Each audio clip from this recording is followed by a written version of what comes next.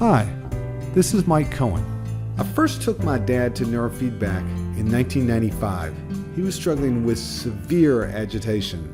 We went to top doctors, nothing worked. Then we found Neurofeedback and the effect on him was remarkable. Ever since, I've worked with Neurofeedback. So when people ask, what is Neurofeedback? They typically want to know how you do it, what it helps, and how it's different than other options. With Neurofeedback, anyone can improve their brain. We've trained children, teenagers, and adults from age 2 to 92. For children, it's often used for ADHD, emotional and behavioral issues, learning and developmental delays, and struggles in school. For adults, it's commonly used for anxiety, depression, obsessing, and sleep problems.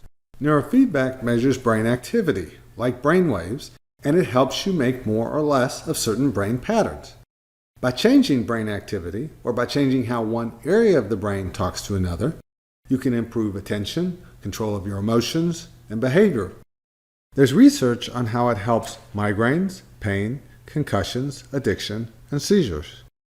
But what do all these have in common? They're brain issues. With neurofeedback, your brain changes itself. And when it does, typically any of these issues improve. It's not all about problems. Neurofeedback improves performance by changing the timing of the brain. That can help anyone in performing in school, business, or sports. It helps give you an edge. Neurofeedback is different from brain games like Lumosity or tutoring or therapy. Those focus on changing your skills or behavior or how you think. Neurofeedback is focused on changing the brain. There are parts of your brain that help you pay attention, that help you be calm, that help manage your mood and your emotions, or that help you sleep. You don't realize how much your brain affects your mind. With neurofeedback, you get to see how changing your brain can have a huge impact on your life. How do you do neurofeedback? First, we put sensors on your head. Commonly, we measure your EEG brain activity with a special computerized system. The system gives you feedback, such as playing a movie or hearing a beep. For example, when you make a certain amount of beta brain waves, the movie will play perfectly. But as soon as you're less alert and awake, the movie starts to fade out. You rapidly learn how to keep the movie from fading out by changing the brain activity that's being trained. Your brain has a way of figuring out how to get the movie to play. Once you learn new patterns, and that may take practice, your brain tends to remember it.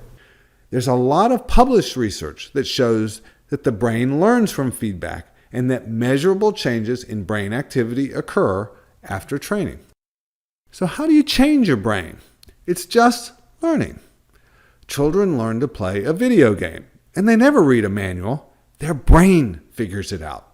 How do you balance on a bike and not fall over? Somebody probably showed you, but it's your brain that figured out how to balance. When you train brain activity, your brain figures out how to balance its own activity. So once you train the brain, does it stick? Well, you don't forget how to ride a bike, even if you hadn't ridden in 10 years. It's the same with neurofeedback. Once your brain learns, you don't tend to forget it. There are exceptions, particularly if there's disease like Alzheimer's or neurological issues. But there are still ways to train your brain. The changes you make with neurofeedback can over time have a profound effect on learning, memory, attention, mood, migraines, and far more. If you or someone you know could benefit from improving their brain, we encourage you to learn more. You can visit our website at centerforbrain.com.